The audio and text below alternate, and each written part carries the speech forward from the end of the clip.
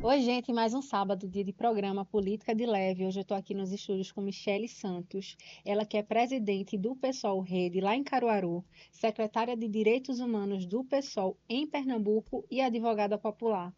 Oi, Michele, que bom Oi, ter você aqui. Obrigada Kate. por ter aceito o convite. Eu que agradeço, né? E fico imensamente honrada de poder participar de um programa com esse nome, né? Política de Leve, que é justamente o que a gente tanto pede, né? E tanto tenta demonstrar que a política precisa ser leve, que a política faz parte das nossas vidas e a gente tem que encarar a política com muita leveza. Então é um prazer imenso estar aqui com você, com todo mundo que está aqui acompanhando a gente no sábado, né? E aí aproveitando seu descanso para poder escutar a gente, interagir um pouco sobre a questão política em nosso estado e conhecer melhor as figuras. Então, para mim é uma grande honra estar aqui, Kate. Espero que a gente tenha um papo super legal e que todo mundo aí interaja e participe também com a gente. Que bom, que bom. Michele, quem é você no dia a dia? Casada, tem filhos? Conta um pouquinho da tua história. Ó, eu hoje não tenho nenhum relacionamento, né? Eu sou solteira, mas tenho um filho de 20 anos, Vinícius, né? Tô aqui com a minha genra, a namorada dele, eu chamo de genra, né? Porque nós mulheres, principalmente Caruaru, somos fortes, então a gente Uhum. troca os papéis. E, e assim, sou advogada popular, né? Vivo em Caruaru, moro em Caruaru, né? Trabalho bastante, tenho uma vida política muito ativa, né? Nos movimentos sociais, sindicatos, e afins, associações. Então, o meu dia a dia é muito voltado para o âmbito político. Até a minha profissão em si hoje, ela é muito conversa com a política, né? Acho que depois que a gente entra na política, não tem mais para onde sair. Uhum. A política faz parte e atravessa toda a nossa história, inclusive familiar. E é isso, Michelle é uma pessoa mais caseira, quer dizer, caseira entre aspas, né? Que eu vivo na rua, mas vivo na rua a trabalho. E é isso. Amo minha cidade, amo estar interagindo com as pessoas, falando sobre política, e geralmente Michelle no dia a dia é É, isso. você aí relatou que você é uma mulher do corre, né? Tem muita coisa, o dia a dia é Demais. cheio, mas como é que tu consegue se dividir assim? Ser mãe, política, advogada popular? Eu acho que é muito do que a gente, mulher, é meio que condicionada a isso, né? Então, não é algo que a gente aprende, que a gente escolheu.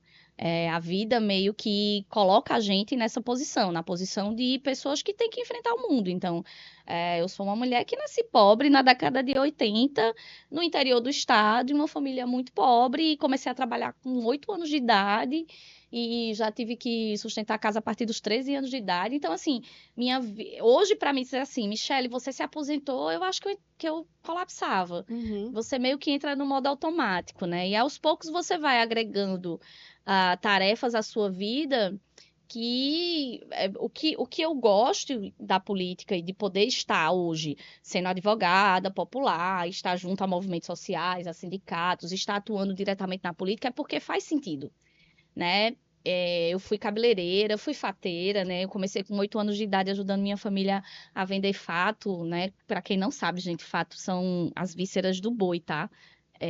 Na feira, em Caruaru. E minha família é toda dessa área. E a gente, no trabalho braçal, né? Depois de ser fateira, eu fui ser cabeleireira. Fui cabeleireira durante 25 anos.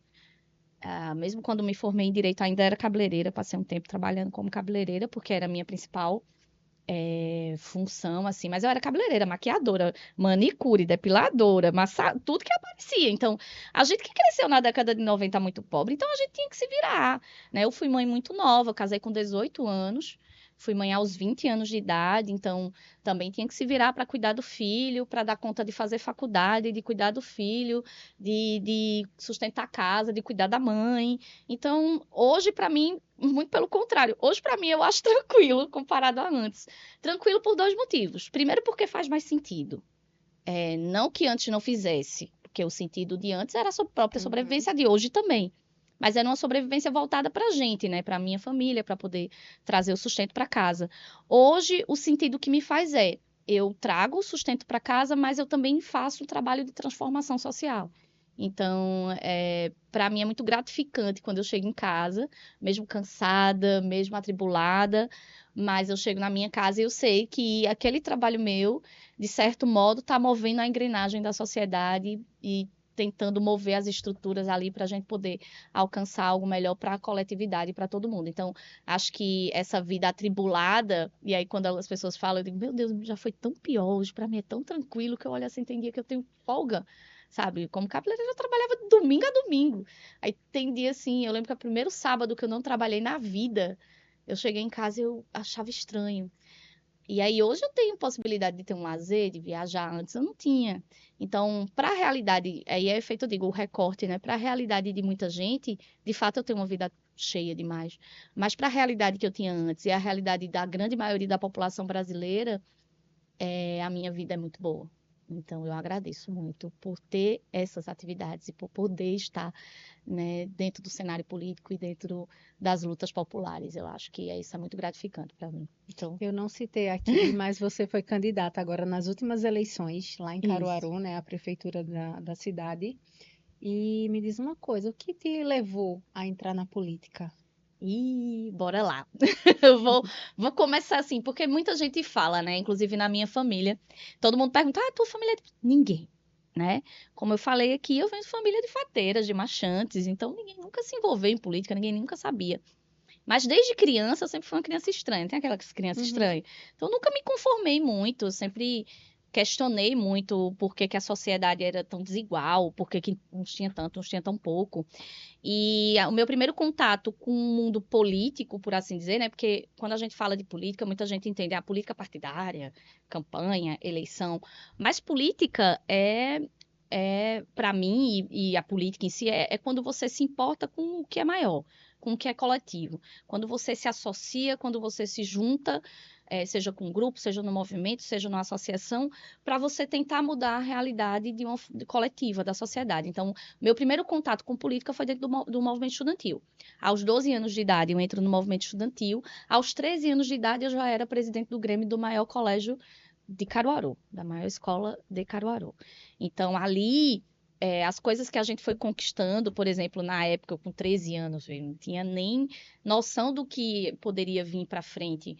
Mas eu lembro que a gente conquistou, por exemplo, o Vale Transporte, né, que era o direito a você pagar metade dos vales transportes. Eu participei dessa luta junto com o movimento estudantil na cidade.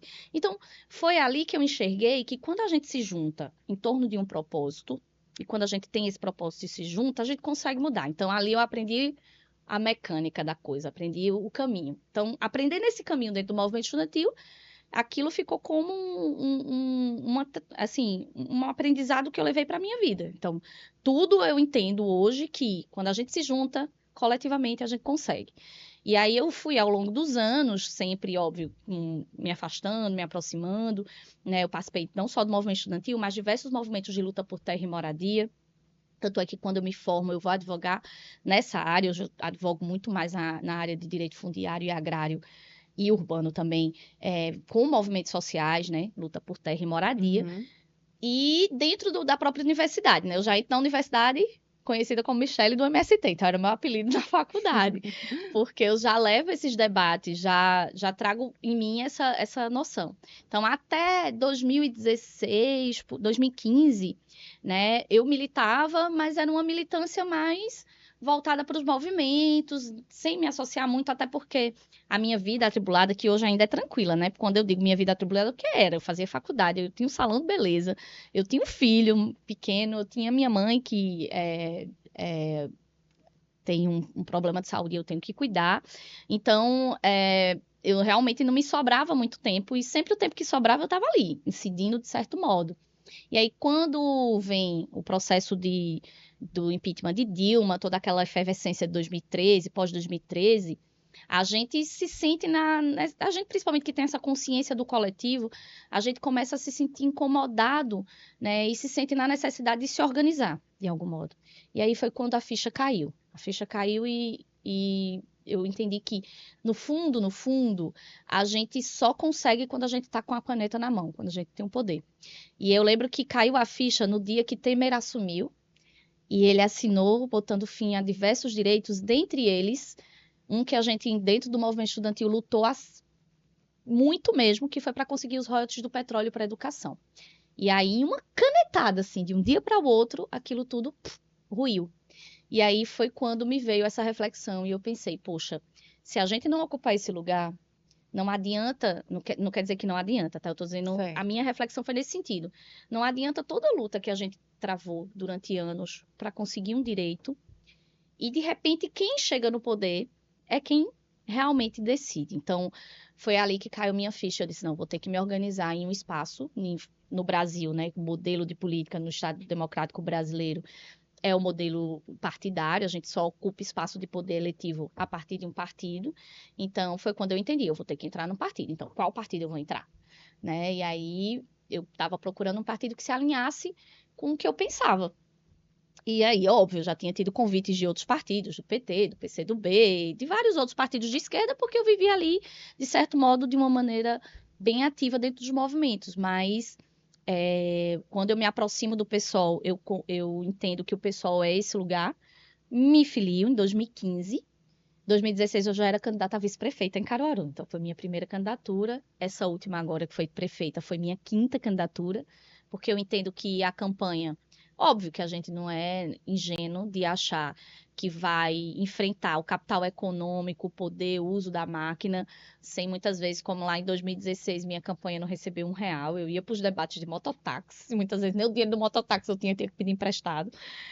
E eu não vou achar que eu vou ter o mesmo poder, né, para enfrentar esse pessoal, mas a gente sabe que a campanha eu encaro a campanha como um momento pedagógico, é um momento de troca, onde eu aprendo bastante, e as campanhas me trouxeram essa vivência que eu não acho que diploma nenhum dá para ninguém, mas também a gente é um momento onde as pessoas estão abertas a dialogar sobre política. Então, é um momento que a gente pode chegar nas pessoas, que a gente pode conversar.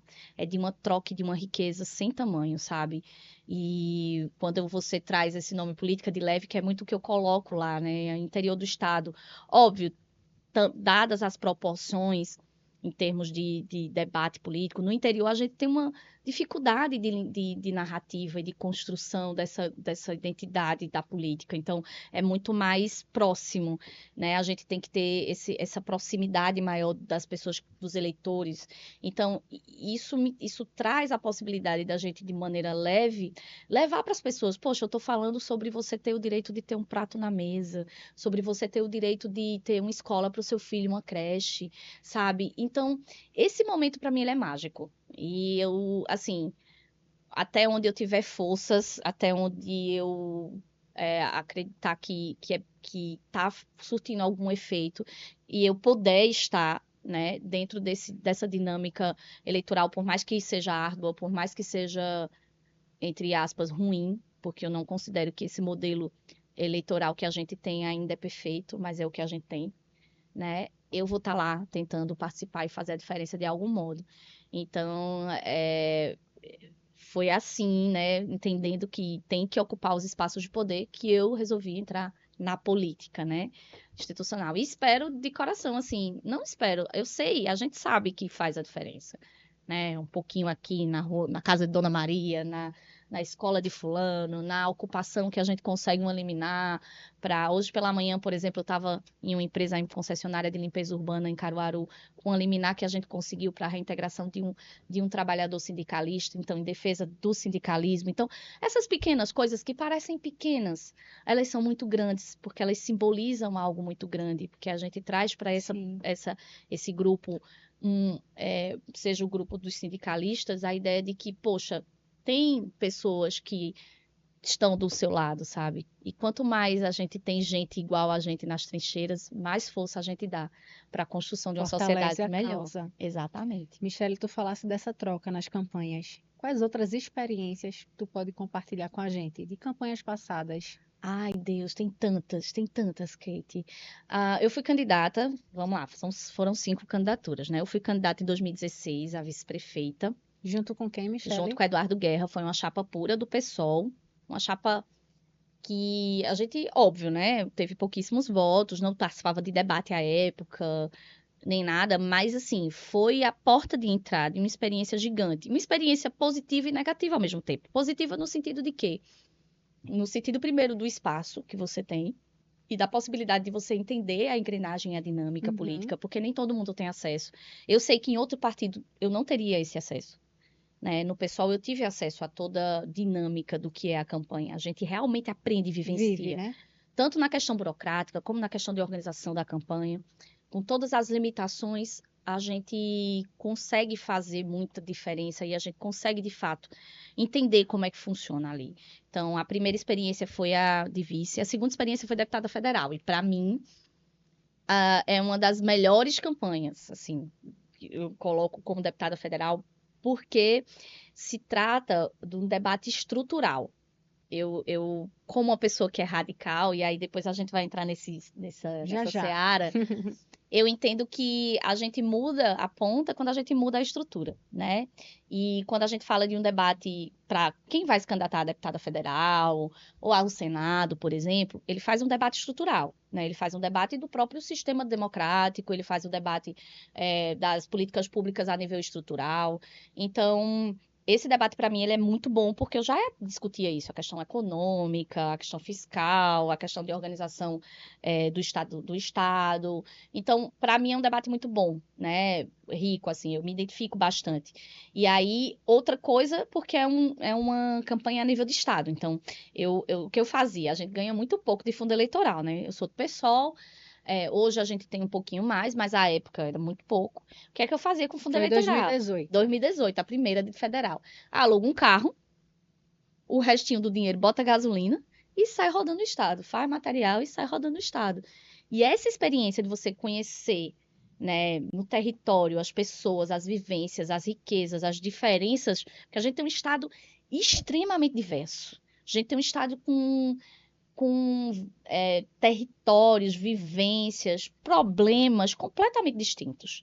É muito diferente eu dialogar com uma pessoa aqui na região metropolitana e eu dialogar com uma mulher do campo, do sertão. A forma que a gente fala, as dinâmicas do dia a dia. E essa experiência, essa riqueza dessa campanha, dessa e da outra também, que eu fui candidata 2 vezes a deputada federal, ela me trouxe isso, assim, foi lindo. É lindo, assim. Pra gente que ama a campanha, é lindo. É lindo essa troca. É lindo você chegar na casa de uma pessoa que você nunca viu na vida, no sítio, ser acolhido, essa pessoa lhe escutar, você viver aquela vivência, você comer na mesma mesa daquela pessoa, você entender o que aquela pessoa precisa. Isso dá muito gás pra gente. Ao mesmo tempo que a gente entende o tamanho do desafio que é estar nesse lugar, a gente entende que é preciso estar nesse lugar. Então, assim, são muitas experiências. A terceira campanha foi para vereadora, em meio a uma pandemia. Foi caótico, assim. E eu sempre falo assim, não, mas o debate de vereança, para mim, ele é bem delicado, porque é o debate da proximidade, né? Sim. É o debate, ai, doutora, tem um puxão de gás. Ai, olha, eu tô precisando de uma lâmpada aqui. Então, é o debate da ponta. E quando a gente tem essa consciência que essa ponta só existe por conta de todo um sistema que impede que aquela política pública chegue ali, que aquela pessoa tenha acesso à renda, que aquela pessoa tenha acesso ao trabalho, que aquela pessoa tenha acesso à saúde, justamente para manter as mesmas pessoas no lugar, porque como eu falo, e vinha hoje pela manhã conversando com algumas pessoas isso. Essa engrenagem, essa falta do básico para sobreviver, ela é para alimentar uma engrenagem de manutenção do poder, e a gente sabe disso. Porque o Brasil é um país riquíssimo. É um país que tem políticas públicas como o SUS, como o sistema de educação, que tem financiamento que dá sim para isso chegar lá na ponta para as pessoas. Só que o clientelismo, e isso muito mais profundo nos interiores, né? O clientelismo e o fisiologismo, principalmente o clientelismo nesse sentido, ele acaba capturando essas políticas públicas e colocando na mão, por exemplo, de vereadores. Chega a época de campanha mesmo, perto de campanha, que você só consegue um exame se você for lá na Câmara do Vereador, de pedir para o vereador assinar, sabe? Isso um roubo, uma captura da política Dos pública direitos, e né? dos direitos das pessoas. Isso me incomoda muito, sabe? Isso me adoece. Então, a campanha para vereança, eu posso dizer que, principalmente a de 2020, que foi um período muito drástico para todo o país, né? Foi meio a uma pandemia, uma campanha extremamente difícil, uma campanha que a gente não tinha como ir para a rua e, lógico, para a tradição da gente que é de rua, que é do contato, foi muito complicado. A gente foi muito, muito digital, uma campanha que a gente não. E para mim foi uma experiência bem desafiadora, assim, bem desafiadora. E eu poderia dizer assim, não adoecedora, não nesse sentido, mas pós 2020, eu passei a refletir muito sobre como, né, a gente nesse lugar vai poder ter forças para começar a mudar um pouco a realidade daquelas pessoas. Então, a campanha de vereança foi bem desafiadora para mim, porque ela mexeu com coisas que eu vivi. Ela mexeu com as coisas que eu vivo, inclusive, ainda. Então, ela foi muito desafiadora. Já a campanha, a de 2020, a de 2022 também foi deputada federal, foi ótima, é uma campanha que a gente roda muito, que a gente debate questões estruturais. E a campanha, a última agora, a de prefeita, para mim, foi a cereja do bolo, no sentido da construção de Michelle, da identidade, né, da persona. O que é que Michelle, qual é o lugar que ela quer ter nesse espaço, sabe? Então, a campanha da prefeitura não só me trouxe um grau de amplidão da visibilidade, mas também de poder estar onde o poder se concentra, de entender como as coisas funcionam, como a máquina do marketing funciona, como as narrativas e as estruturas são cooptadas pelos grupos políticos e econômicos, principalmente em cidades como a minha. Então é isso. E as experiências são as melhores, assim. Principalmente, eu acho que o que tem mais de rico é a quantidade de pessoas maravilhosas que a gente encontra ao decorrer dessa vida, seja das lutas. Quantas lutas a gente trava por conta da campanha, a gente mantém até hoje. E isso é muito rico. Para mim, eu acredito que para qualquer pessoa que está nesse lugar. É isso. E tu acha que essa tua participação agora nessa última eleição te fez uma referência de esquerda dentro do Agreste? Bom, não sei se seria muito presunçoso poder dizer isso, mas eu não tenho dúvida que, assim, óbvio, né? A gente traz sobre a perspectiva da nossa participação e, óbvio, de forma objetiva, né? E eu sempre falo isso, nem toda vitória é política, ela é eleitoral, e nem toda vitória eleitoral é política, né?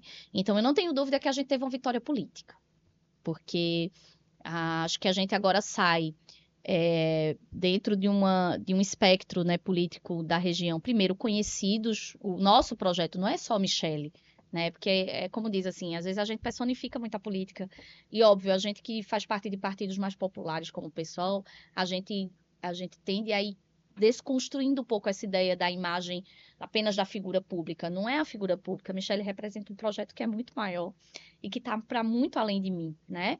Então, acredito que a gente conseguiu colocar e posicionar o projeto do PSOL, o projeto de uma política mais popular, mais abrangente, mais radical, entre aspas, né, naquela que vai na raiz do problema. A gente conseguiu de uma maneira muito leve, dentro de um lugar que seria muito duro, a gente conseguiu se posicionar de uma maneira muito boa. E esse reconhecimento ele vem através dos feedbacks que a gente tem das pessoas que a gente encontra nas ruas, das pessoas que a gente senta para conversar da própria política. Eu tenho pessoas que foram meus adversários políticos e que sentam com a gente e reconhecem a importância da nossa campanha. E era isso. O objetivo da nossa campanha em Caruaru era mostrar que tem sim como a gente fazer política. E a primeira coisa, assim, acho que é importante enquanto mulher do interior, dentro de um partido como o PSOL, colocar as dificuldades, né? Mostrar. Quando eu disse eu vou ser candidata a prefeita, então todo mundo chegava, tu é doida, né? Como é que tu vai entrar nesse... E eu cresci vendo aquelas mesmas figuras ali, pessoas que, de certo modo, construíram o meu imaginário do que é ser político. E aí me ver, né, uma menina que nasceu ali na Rua Preta, né, aos pés do Monte Bom Jesus, no mesmo lugar, né, de pessoas que naturalmente ao longo da vida sempre estiverem em uma posição de poder, de certo modo, foi um grande desafio, mas foi muito gratificante, porque não só para mim, porque para mim é para demonstrar para as pessoas que aquele lugar é nosso, que a gente também pode estar lá. Uhum. E eu acho que eu usei muito esse lugar para demonstrar isso.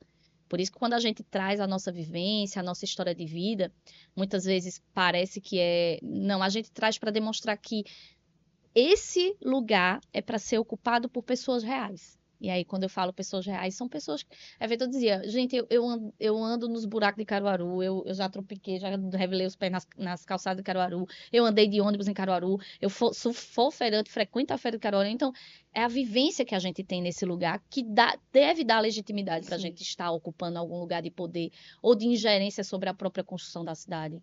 E é triste a gente saber que não é isso que define quem ganha ou quem perde. Mas isso é outra questão, né?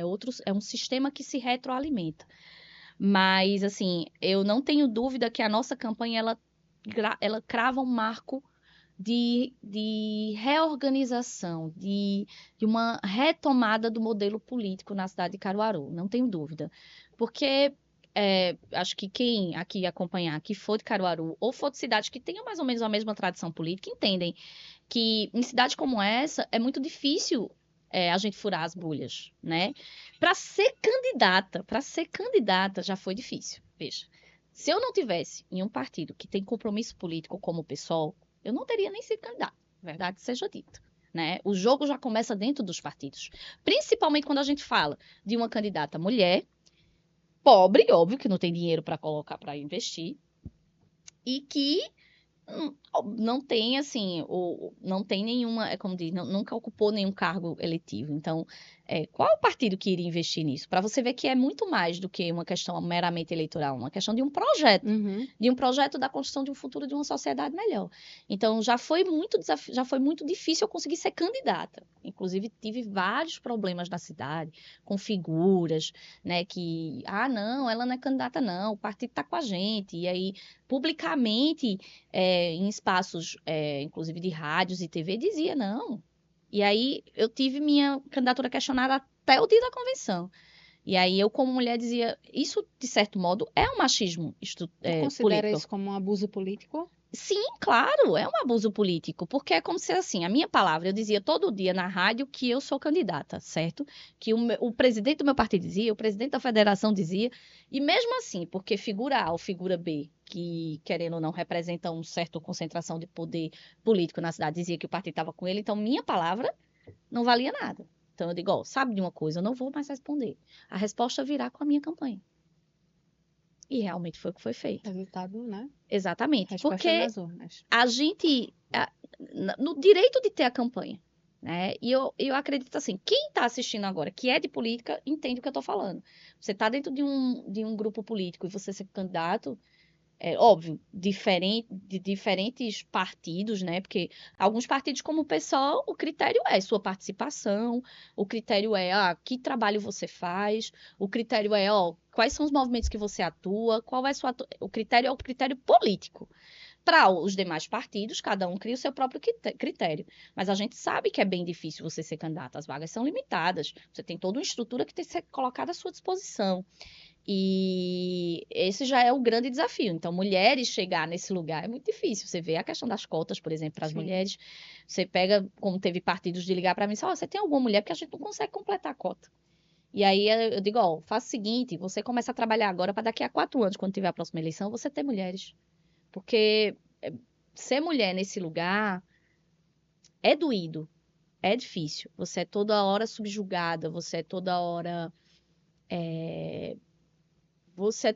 não diminuída, mas é subjugada no sentido assim, sua palavra só vale se algum homem chancelar.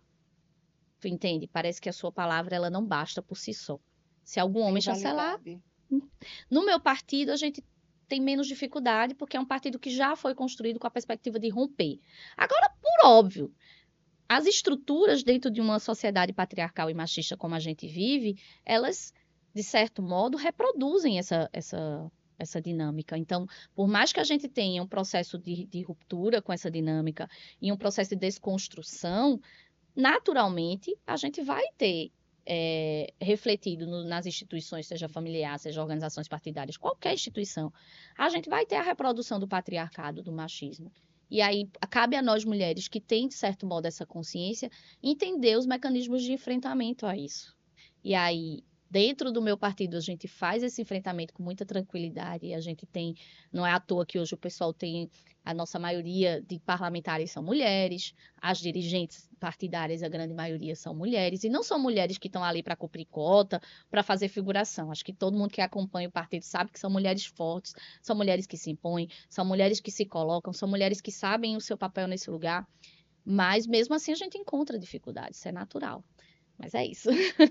Ontem eu tive numa palestra lá no Congresso da MUP, justamente voltada para as políticas públicas para as mulheres, né? E a sala estava cheia de mulheres. E a secretária executiva do governo, do estado não, no nacional, ela passou alguns dados, alguns números, né? Nós mulheres somos maioria no voto, né? Em tudo. Em tudo, em tudo. E por que nós Mas não chegamos lá? exatamente. Porque E mais os números, quando traz os números de quantidade de mulher dentro da Câmara, quantidade de mulher né, dentro das das assembleias. do Congresso Nacional, a gente tem uma subrepresentatividade, que a gente classifica, eu não, né? Mas na academia se classifica como uma subrepresentação. Né? O Brasil ele está atrás de países fundamentalistas religiosos como o Irã, por exemplo, em termos de participação de mulheres. Isso é muito grave, e isso é um reflexo de um modelo de sociedade que nos tira desse lugar, né? Porque se você chega, eu digo, poxa, não preciso nem dizer, se você chega nas universidades, nós somos a maioria. As associações que eu conheço de bairro, principalmente, a maioria são mulheres. Os sindicatos são muitas mulheres. Mas assim, quando a gente fala em poder em lugar de comando, aí a gente não tá. E a gente percebe que é uma questão, aí a gente vai entrar em um debate muito amplo, mas eu vou dar um Michele, exemplo. tu acha que é só por falta de espaço ou por falta de interesse também das mulheres? Não é isso. Não é falta de interesse. Muita gente diz, mas a gente tem, a gente faz. Mas é um lugar violento, naturalmente, pra gente. Porque o nosso modo de enxergar o mundo e de fazer a política é muito diferente do modo masculino, que, de certo modo, ele é perpetuado nessas instituições e nesses lugares. Minha gente, vejam só, a gente já fala pela questão da nossa vivência. Então, eu digo, eu sou candidata. Tá, eu fui candidata a prefeita. Tinha dia de eu chegar em casa, 11 horas, meia-noite, e ter que lavar prato, fazer comida, né? Tá preocupada com meu filho se chegou ou não da faculdade. Então, assim, meus relacionamentos geralmente não funcionam, porque eu tenho uma vivência pública muito ativa. Então, há uma cobrança nesse sentido. Então, assim, muitas mulheres, muitas não, a verdade não é um lugar feito pra gente. Não é um lugar socialmente construído pra gente. É um lugar onde a gente abre mão de outras coisas, onde a gente é questionada diuturnamente. Olha, quando eu entro na política, eu vou te trazer assim um pouquinho. Eu lembro que quando saiu a primeira matéria, foi no jornal ainda, que saiu uma foto minha com um candidato a prefeito dizendo que eu era candidata. E aí, pessoas da minha família receberam aquilo e mandava para mim no WhatsApp: KKKK, tu é doida? Que história é essa? Isso é brincadeira. Ou seja, a gente é deslegitimada a todo instante, é como se não fosse o nosso lugar. Como se a gente não tivesse o direito de estar ali. Até certo tempo atrás, muito. Agora com essa campanha um pouco de prefeita, não porque eu tive muito voto ou coisa assim, mas mais por uma questão de reconhecimento, isso diminuiu mais. Mas antes, a minha própria família não entendia o porquê que eu estava nesse lugar. A gente é todo dia desmotivada a estar nesse lugar. O que você está fazendo aí? Então, assim, uma hora ou outra, a gente vai acreditar que realmente não é nosso lugar e que é melhor a gente se dedicar à nossa família, aos nossos filhos, ao nosso trabalho, aos nossos estudos. E eu não tiro a razão dessas mulheres, principalmente quando a gente está numa posição como eu estou, por exemplo, dentro de um partido que é um partido que trabalha com luta popular, é um partido naturalmente perseguido por grandes, né, grupos políticos no interior do estado, pior ainda. Então, é muito mais difícil para a gente arrumar um trabalho, por exemplo. Sim. É muito mais difícil para a gente conviver em sociedade. A gente, de certo modo, né, e toda essa exposição, que para a gente, mulher, já é mais difícil também. A gente se expõe, a gente, enquanto a nossa imagem, a gente é julgada, a gente é taxada, a gente é medida a todo instante. Se a gente fala alto, a gente é ignorante. Se a gente fala baixo, a gente é submissa. Se a gente está com uma roupa arrumada, a gente é metida. Se a gente está desmantelada, a gente é desleixada. Então, tipo, a todo momento, a gente está sendo julgada. Então, poxa, quando uma mulher vai entrar na política, eu sento, trago e digo, ó, você tem certeza que você quer entrar aqui eu sou sincera, assim. Não é que eu desestimulo, mas eu digo, olha, a gente vai passar por isso. Eu digo a gente porque a gente vai estar junto. Nesses lugares, nos partidos, o ideal é que a gente esteja junto. A gente vai passar por isso, por isso, por isso, por isso, por isso, por isso, por isso. Mas a gente tá aqui. Então, essa dor que eu sentia, por exemplo, em 2016 e não compreendia. Eu lembro que eu chegava em casa arrasada. Já pensasse em desistir em Muito, em algum momento? muito, muito. Tu não tem noção do quanto eu já pensei em desistir. Eu já pensei em desistir muito. E olhar assim e dizer, poxa, gente, eu me formei. Eu lembro que quando eu me formei, que eu peguei o AB, eu não tinha nem a carteirinha do AB. Eu ganhei aquele certificado com número, né? E aí me ligaram no outro dia. A primeira audiência que eu tive foi uma, uma audiência de justificação e reintegração do posto do MST, pra você ter ideia, né? E aí, toda a minha questão política, ela conduziu toda a minha questão também profissional. Então, tem hora que eu paro e digo, minha gente, eu deveria ter parado minha vida, feito meu mestrado, por exemplo, que eu entrei e tive que sair por conta de campanha, porque eu digo, gente, é um ano doida, desculpa aí, mas é doida no sentido que você se dedica, se joga. E um ano tentando se recuperar da loucura, certo?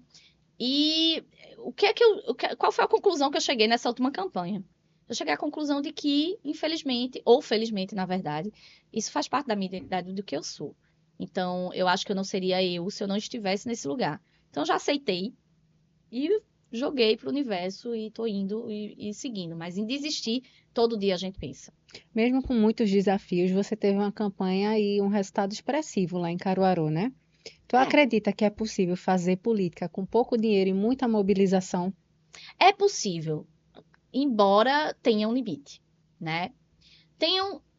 Os limites eles se colocam tanto na questão da própria estrutura, porque, óbvio, muita mobilização, você consegue muita gente que pode atuar, a gente tem várias formas de atuar na política, tem muita gente que trabalha, pronto, as minhas primeiras campanhas tinham muito voluntários, mas a gente tem um limite, porque é o limite da própria estrutura. Como é que a gente vai bater de frente com campanhas, por exemplo, como eu vi hoje pela manhã, que teve gente em uma cidade com 40 mil habitantes que investiu 20 milhões em uma campanha, tu entende? E como é que a gente vai fazer frente a Bater de isso? frente com isso, É né? muito difícil. O uso da máquina, o uso da máquina pública, o uso do capital econômico e da influência econômica, né? Então, são questões estruturantes que a gente não tem como fazer frente.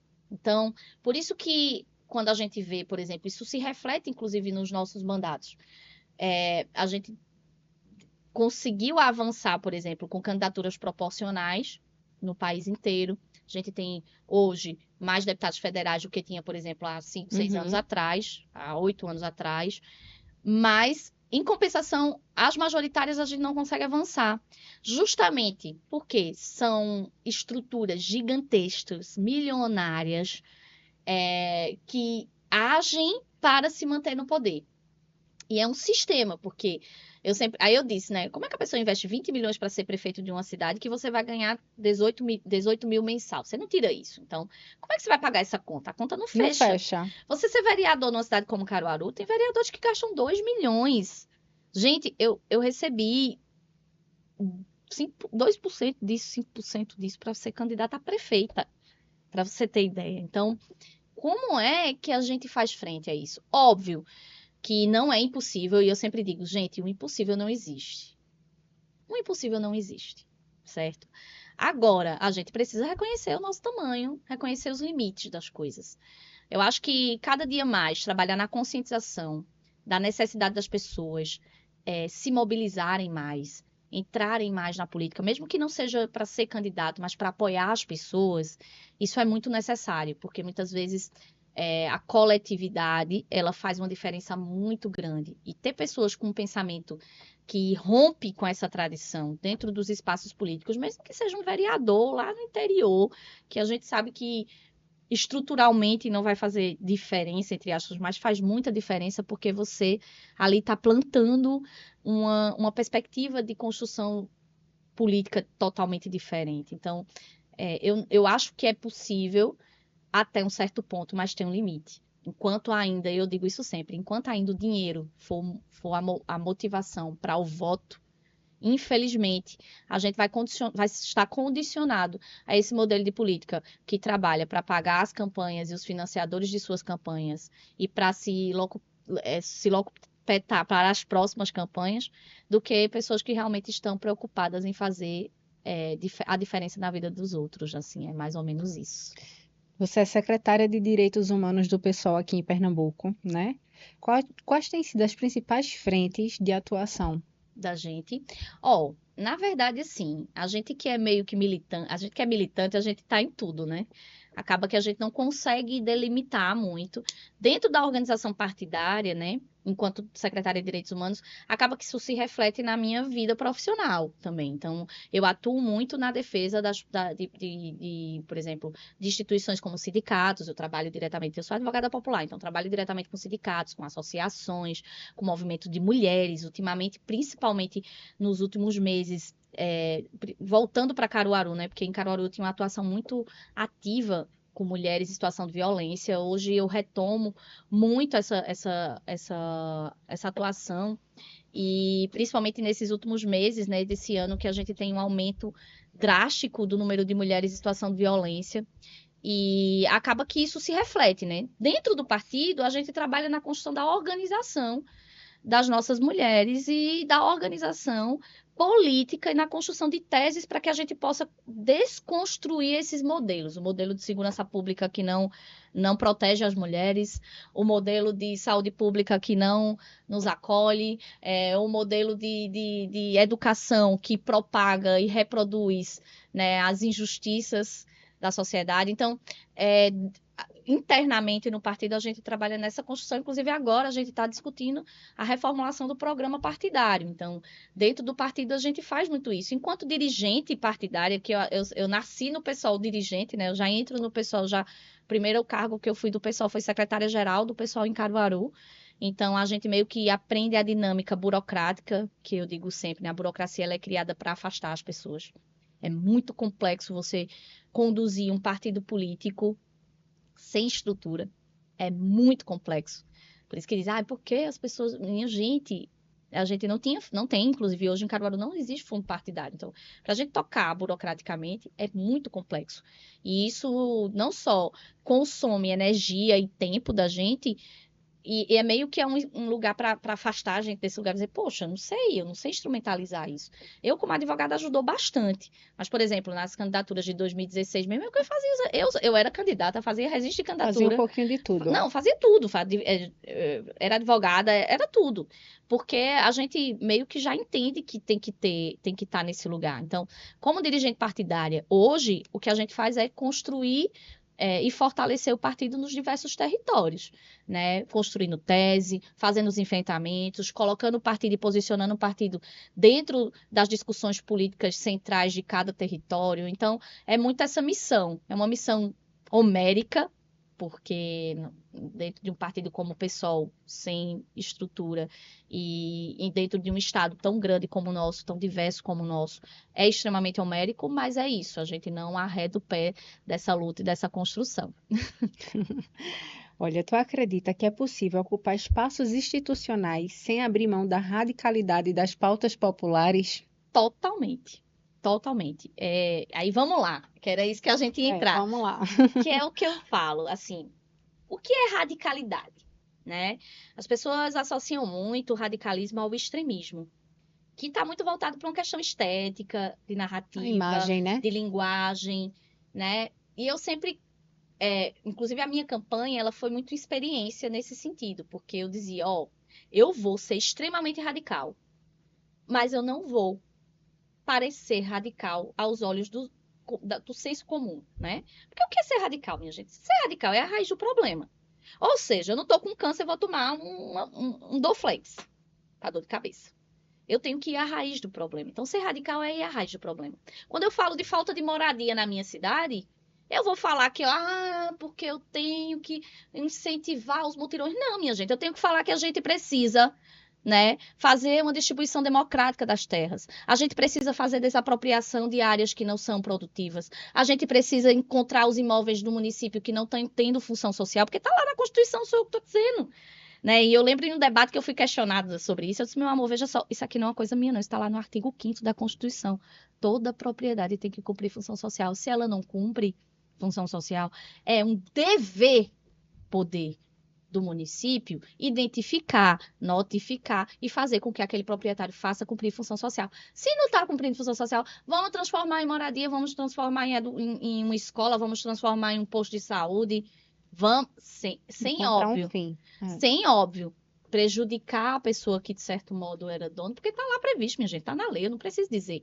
Está lá na lei, ó, você tem que indenizar a pessoa. Agora, o que não cabe é a gente se furtar de trazer os debates reais para não parecer radical. E aí é essa a grande questão, e foi a grande jogada da nossa campanha. É porque o radicalismo, Kate, no senso comum e no imaginário, no subjetivo das pessoas, está muito voltado à questão estética e narrativa. Então, quando eu chego, por exemplo, para me apresentar e digo, eu sou Michele, tenho 40 anos, sou feminista, sou antirracista, o que é que essa pessoa vai olhar para mim e vai dizer? Ah, por quê? Porque a gente tem uma narrativa construída ao longo dos anos de desconstrução, né,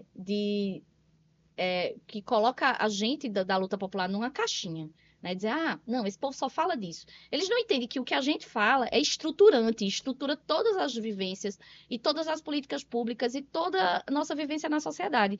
Então, por exemplo, quando eu falo de ser feminista e lutar pelas mulheres, é dizer, por exemplo, que quando se falta água, quem são as mais atingidas? As mulheres. É dizer, por exemplo, que quando a gente tem ataque a direitos, os principais direitos que são atacados e os primeiros são os das mulheres. Então, eu não preciso dizer que sou feminista para falar isso. Eu não preciso xingar o meu adversário político dizendo que ele é machista. Não estou dizendo que isso não é certo, tá, gente? Longe de mim. Estou dizendo que é uma estratégia que a gente utilizou na campanha. Primeiro porque eu entendi. A gente estava no interior do Pernambuco, uma cidade extremamente conservadora, uma cidade onde a estrutura política já se concentra muito, né? E a gente tinha o dever de furar a bolha. E eu estava candidata à majoritária. Então, quando eu estou candidata à majoritária, eu tenho que ampliar a minha voz e a minha narrativa. E eu tenho que fazer com que as pessoas entendam que o que eu estou falando faz sentido para a vivência delas. Quando eu falo, olha, gente, eu sou a favor da classe trabalhadora, as pessoas não faz sentido para elas. Agora, se eu disser assim, gente, por exemplo, quando eu falo, eu sou contra a privatização da saúde, as pessoas não entendem. Mas se eu disser assim, a saúde não é uma mercadoria, saúde não se vende. Eu estou dizendo a mesma coisa. Uma comunicação sem ruídos. Sem ruídos. E clara. Então, a perspectiva da construção estratégica da nossa campanha foi muito voltada para essa facilidade na comunicação e no entendimento. E para a gente afastar os espantalhos da esquerda, que são os espantalhos no sentido de que eles se utilizam desses gatilhos e dessas palavras e desses sentidos para justamente nos colocar à margem da discussão geral, dizendo que, vocês falam sobre minorias. Desde quando mulheres são minorias? Você acabou de dizer que nós somos maiores. Uhum. Né? Aí você fala de coisas que não são reais e palpáveis para a vida das pessoas. São o racismo estrutural, o machismo, o patriarcado, né? LGBTfobia. Isso tudo é estruturante e é palpável para a vida das pessoas. Apenas é muito difícil que essas pessoas consigam enxergar isso dentro de uma realidade da vivência delas. Mas elas enxergam quando falta um prato de comida na mesa. Elas enxergam quando elas chegam no postinho de saúde e não tem um exame para elas, né? Elas enxergam quando uma mulher é contratada na mesma empresa que um homem ganha menos. Mas essa construção dessa consciência coletiva ainda não existe. E aí cabe a gente que está nesse lugar, utilizando esse espaço, porque eu tenho muita responsabilidade, Kate, com o espaço que eu ocupo, porque eu não estou aqui como Michele, eu estou aqui como as tantas outras que vieram atrás de mim, que me antecederam e que lutaram para que hoje eu pudesse estar aqui falando com você. Você entende? Então, a gente que está nesse lugar, a gente precisa ter muita responsabilidade com o que a gente faz, sobre o que a gente fala, sobre as bandeiras que a gente levanta. Então, eu tenho esse compromisso, sabe, de usar esse lugar para desconstruir essas ideias, para trazer uma perspectiva de uma construção de uma sociedade mais justa, mais igualitária, mais acolhedora para as nossas pessoas, para as mulheres, para as crianças, e uma sociedade que seja capaz de dar respostas aos problemas reais das pessoas. Então, a gente tinha também outra dinâmica, né? Uma campanha ao executivo. Então, eu tinha que falar sobre as políticas públicas de uma maneira direta, mas aí os pilares, por exemplo, da construção do nosso programa de governo era justiça socioambiental, né? Acesso a direitos, né? Que aí a gente fala de políticas públicas reais, educação, saúde, infraestrutura. Eu, como uma pessoa que estudo direito à cidade, eu falo muito sobre acesso à moradia, infraestrutura, o direito à cidade, né? Que é o viver bem na cidade, e aí isso engloba todas as questões relacionadas a lazer, mobilidade. E eu falava de uma perspectiva da cidade para o futuro. E eu sempre saía às ruas e perguntava: minha gente, para um pouquinho, fecha os olhos e pensa, como é que vai estar Caruaru daqui a 20 anos? Daqui a 30 anos? Qual Caruaru que você quer? Você acha mesmo que se a gente continuar com esse modelo de desenvolvimento urbano, com esse modelo de desenvolvimento das políticas públicas, a gente vai realmente construir uma cidade que seja capaz de acolher o seu povo, que seja capaz de crescer de verdade, de forma mais igual, de forma mais acessível, que seja uma cidade mais democrática, que seja uma cidade sustentável, não, mas uma cidade que seja capaz de responder aos grandes eventos climáticos que estão acontecendo, por exemplo, uma cidade resiliente. Então, a gente a gente tentou trazer o que era mais concreto para as pessoas. E eu acho que funcionou muito bem. As pessoas se identificaram muito e foi muito rico, assim. Então, por isso que eu digo assim, dá sim para a gente fazer um debate político sendo radical. Porque ser radical não é ser extremista. Muito pelo contrário. Ser radical é ir à raiz do problema. É saber o que precisa ser feito para mudar as coisas. Não adianta eu estar remediando, eu estar dando pílulas analgésicas para um problema que é crônico. Ou eu mudo esse problema crônico, ou eu vou estar apenas, é como eu digo, é um ninho de cobra. Não adianta eu não matar o ninho e ficar cortando a cabeça das cobras quando elas saem. Eu tenho que ir lá e Não resolve nada. não resolve. Então eu preciso ser honesta onde eu estiver e falar de fato o que precisa ser feito para mudar a realidade de verdade. E eu acho que a gente consegue, dentro de uns limites, mas a gente consegue trazer isso com muita tranquilidade. Quais são os projetos para 2026?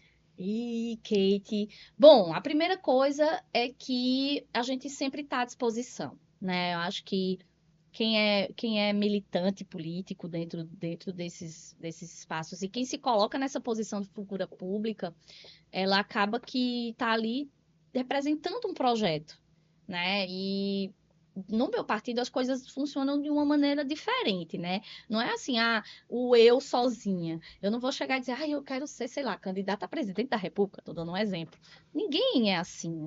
Ninguém em sã consciência que constrói de forma coletiva, ele faz isso. Então, assim, eu tô à disposição, né? Assim como tantas outras figuras, acho que o pessoal aqui em Pernambuco consegue ter uma cara e uma construção de figuras muito representativas, que representam muito o nosso projeto, o que a gente quer de perspectiva para a construção de uma política realmente coletiva, realmente popular, que traga o povo para a centralidade das discussões, que fale sobre os problemas reais e concretos das pessoas. A gente ainda não, a gente está nesse momento agora de construção de projetos. Não temos ainda batido o martelo, por exemplo, se vamos ter ou não candidaturas majoritárias, né? Se o nosso foco, óbvio, a gente tem alguns desafios dentro do PSOL, né? Que é aí cláusula de barreira, por exemplo, a gente tem esse desafio. A gente tem um desafio de ampliar o nosso número de representação dentro da Alep, né? De fazer um deputado federal, né? Porque acho que seria bem rico para Pernambuco ter um deputado federal do PSOL, acho que deveria ser né? E aí, as majoritárias, elas vêm muito nessa questão da construção da identidade do partido, do projeto do partido para 2026. A gente está nesse processo de discussão. Eu estou dentro desse processo de construção desse projeto, dessa estratégia, dessa tática para 2026, me colocando à disposição para a tarefa que me for dada pela coletividade. A questão é justamente essa.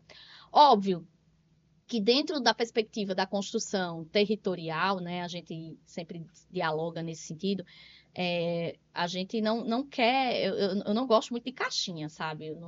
Não, porque a gente fala sobre isso e vai botar fulano para ser o candidato, sei lá, dos animalzinhos, como tem, né? Uhum. Não acho que... Nichar, né? Não é isso, né? A gente tem um projeto que é muito maior. E aí, para a construção, porque 2026, ele é um passo para 2028, que é um passo para 2030. Então, a gente tem que pensar para o futuro. A gente não pensa para o agora. Então, vou para a minha sexta, talvez, candidatura, né? Porque eu não estou dizendo que vou, a gente não sabe.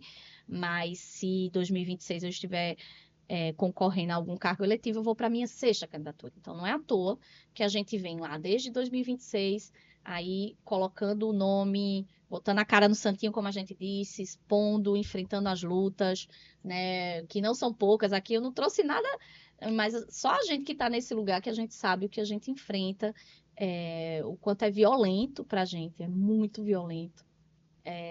E isso não é à toa. Então, eu tenho certeza que em 2026 o partido vai tomar uma decisão acertada. A gente vem acertando nas últimas eleições, colocando candidaturas que de fato são representativas, que de fato conseguem levar a nossa mensagem para as pessoas.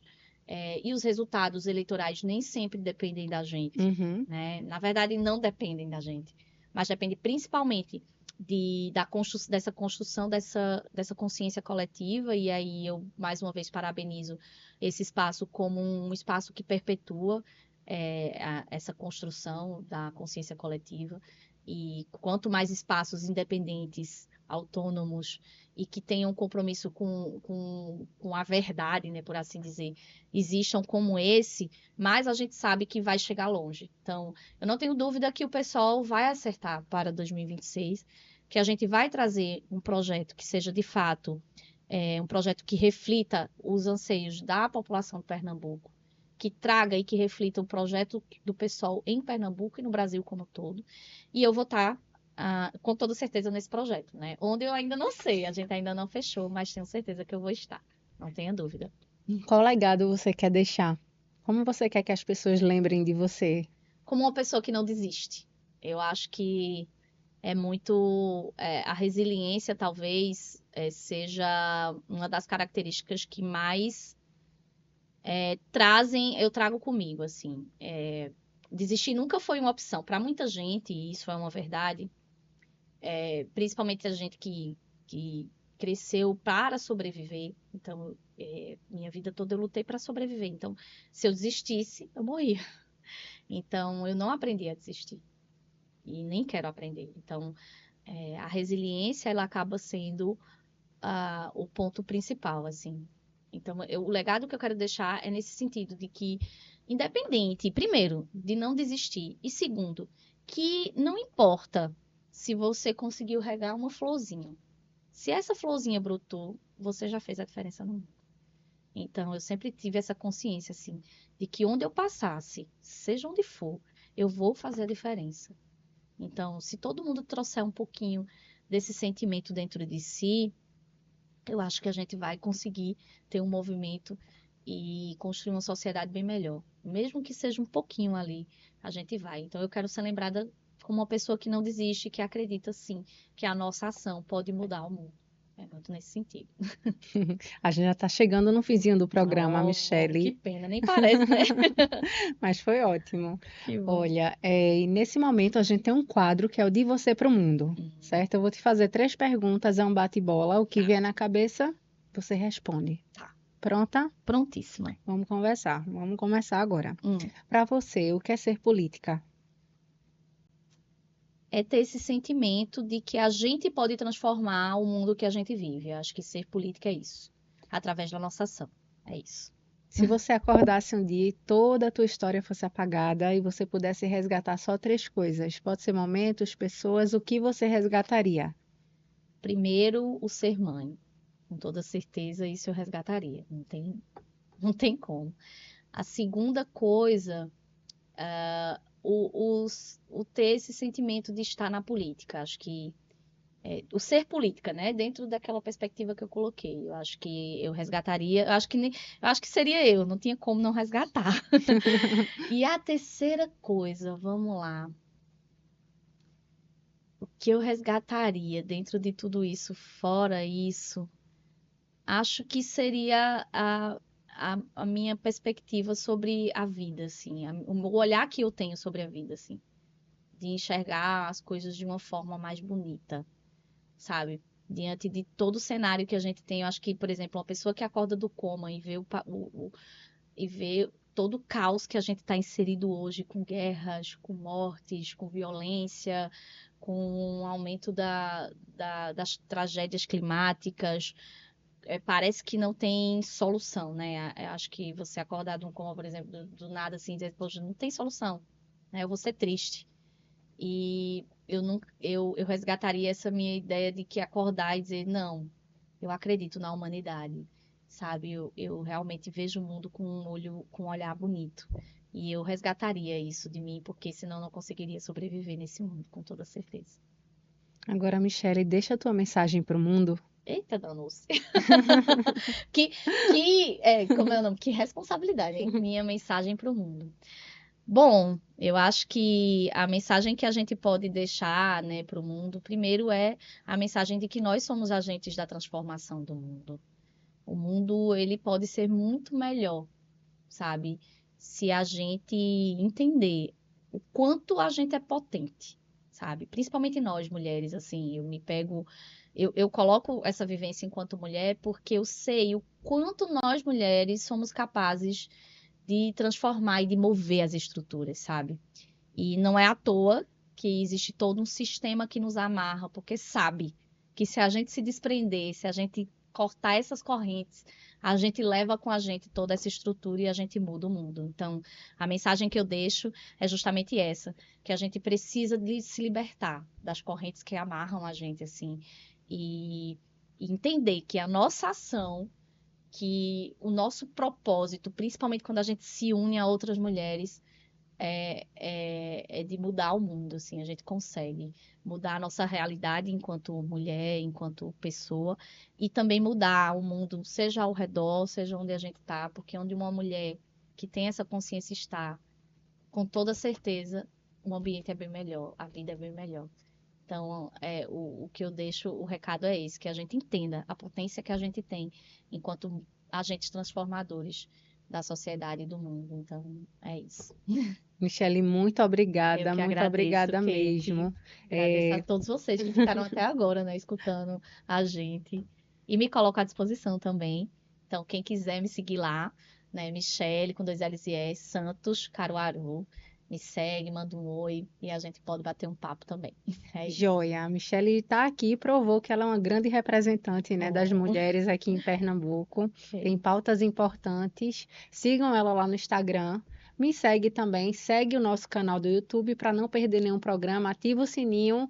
Muito obrigada. E para você que nos assistiu e nos acompanhou até agora, obrigada. Tchau, tchau e até o próximo programa. Tchau, gente. Até mais. Cheiro grande.